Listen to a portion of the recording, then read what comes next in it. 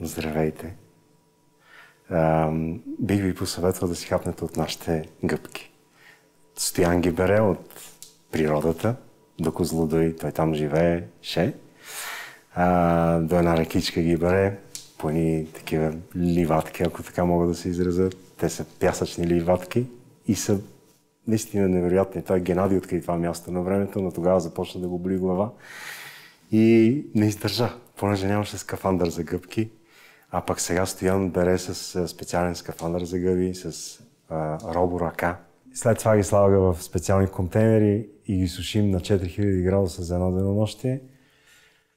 И каквото е имало по тях косъмчета, влакнини, всичко изгаря и изсъхва гъбката и тя става чудесна. Единственото, което запазва, това е уханието на гъбка и цветовете. Огромно разнообразие от цветове имаме тук в нашия биоресторант. Имаме лилави гъбки, сигнално жълти гъби, черни, червени, виолетови, виолетовки, така ги наричаме. Аз не знам точно как се казват, нали, латинското име, не им ги знам на тези гъби. Затова ги наричаме по цветове. Те са толкова красиви, че ние се чудим дали да ги ядем, дали да ги готвим, дали да ги рисуваме. И понеже не сме художници, ги готвим и ги поднасяме на клиенти като вас. Хубави и здрави клиенти като вас. Сертификат. Произход. Ето в менюто пише българска неотровна гъба. Какъв сертификат, какъв произход. Пък и ако има нещо отровно, да кажем от някакво биле да сме сложили съвсем от случайно, ти къв мъж си да те отрови гъба, не мога да разбера. Пък и в България отровни гъбки няма. Към гъбките бих ви препоръчал да опитате от нашата биоракия. Един мой ученик от Враца прави изключителен патриот. Много вкусна и пивка ракия. Аз ще ви сипя само 5 грама, защото много мои приятели разрежат 1,80 с вода. Но аз предпочитам да усетите вкуса и да остане този послевкус на тежка автомобилна катастрофа с много жертви. Предимно деца. Вижте, в нашия биоресторант ние спазваме правилото на 3 А. Хигиена,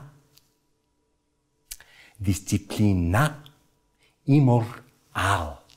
Защото да допуснем, че някой в кухнята съвсем случайно бели яйцата без ръкавици и съвсем случайно докосна яйцето и отровата е тръгнала и се е разнесла по целия реквизит тук в ресторанта и по всички сервитьори са потънали в отровата от яйцето, нали, което сме белили.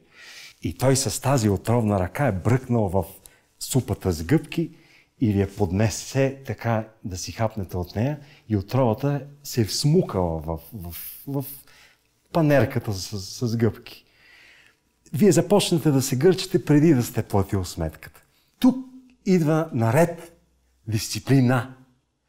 Тоест да не изпаднем в паника, да грабнем тялото, да го изхвърлим бързо през прозореца на ресторанта, за да не дойде хей, защото те дебнат, да не ни губят с 100-120 лева глоба, след което като се свечери, да вземем трупа и да го закараме в някоя гора, където знаеме със сигурност, че има отровни гъби, далеч от козлодуйските полета, където Стоян бере, и да подпъхнем парченце мухоморка в устата, все едно човека се е самоотровил поради някаква тежка загуба на нещо. И тук идва вече и морала. Да кажем на някого, така да се изповядаме пред близък. Не ваш, защото няма как да намерим ваш близък. Примерно пред майка си. Да й кажем: мамо, днес в заведението умря човек.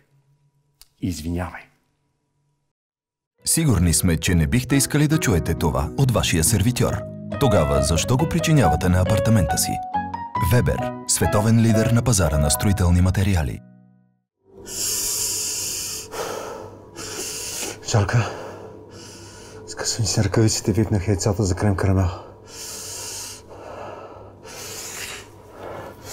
Звъни на гражданска защита.